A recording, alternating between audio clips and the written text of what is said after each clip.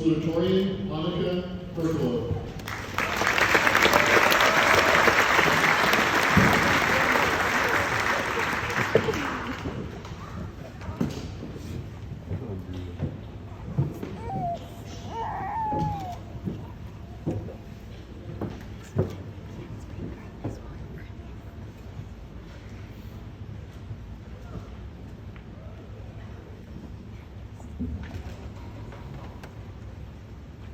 Hello all, and thank you for coming to celebrate our class and its achievements throughout our years.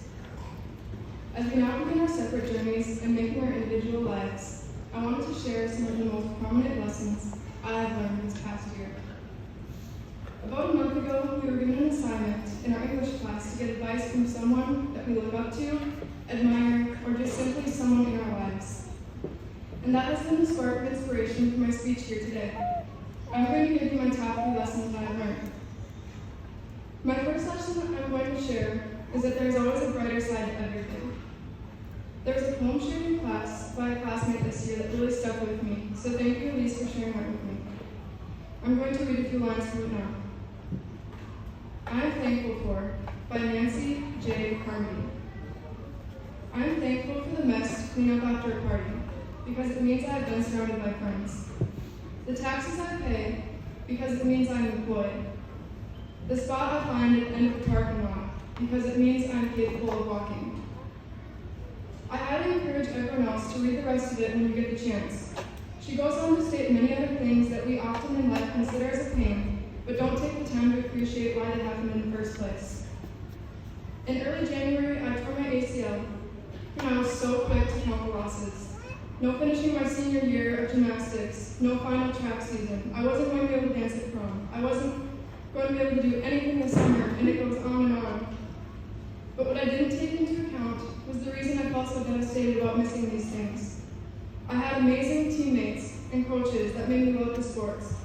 I already had the chance to experience prom and was excited to do it again. I had the opportunity to love all these things that I was going to have to just take a break from. Which leads me to my next lesson. Everything, and I mean everything, happens for a reason. When one door closes, another always opens. If you didn't get into your school of choice this year, that's absolutely okay, because where you're headed is where you were meant to be, and I truly, truly believe that. It may be where you meet your lifelong best friend, or where you discover your greatest passion, or where you choose to do what you want to do for the rest of your life. Whatever the situation is, seemingly good or if it's seemingly bad, it is happening for a reason, and if you don't know the reason yet, then you're simply in the happening. And there will be a time when you realize the bigger purpose for it. My final lesson is kind of 2 wrapped into one, because they go hand in hand, but also 3 sounds better than 4. Especially important for our years ahead, you must find yourself and your people. Finding yourself consists of knowing what you believe in, knowing what you need, and knowing where you want to be. Finding people with similar ideals of themselves is important. John Rohn once said, "You are the average of the 5 people you spend most time with." We are creatures of habit, so we tend to conform to what we see around us, which is why you want to have people around you that you look up to. The image behind me here that will be played is actually one I saw on TikTok.